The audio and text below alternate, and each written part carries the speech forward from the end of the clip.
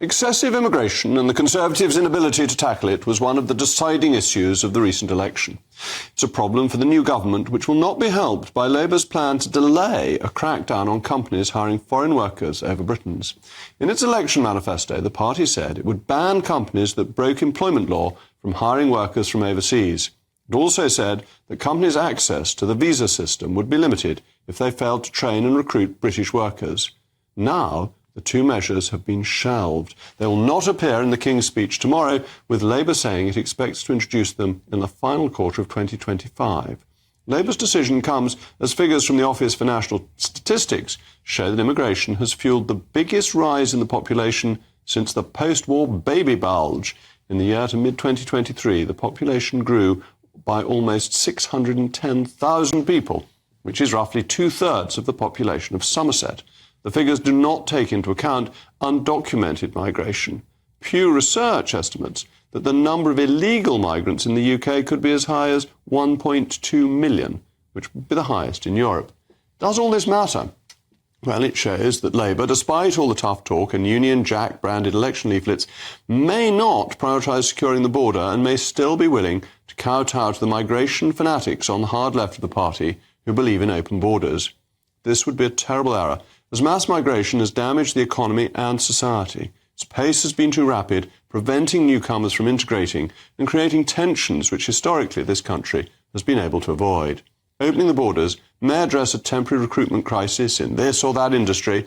Adding more people to the population will, in a crude way, grow the size of the economy.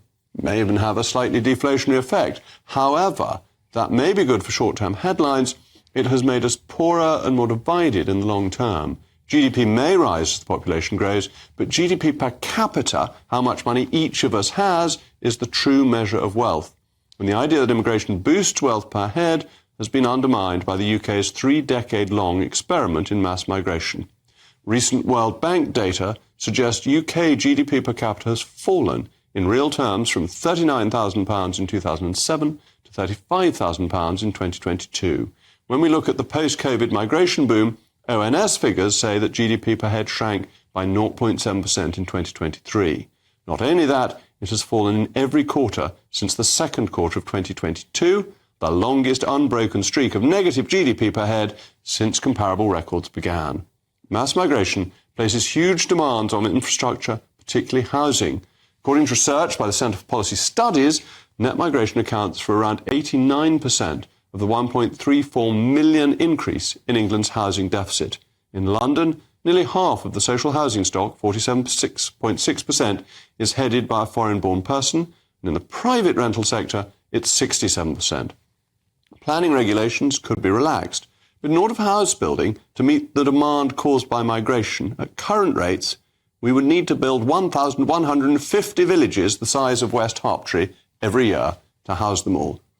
As is well established, too, overindulging in migration fast erodes social trust and leads to a divided, balkanised society. Unless we change course, the events of the last few years, think of the riots between Hindus and Muslims in Leicester, the clash between Palestine and Israel on London streets, will become the norms of British life.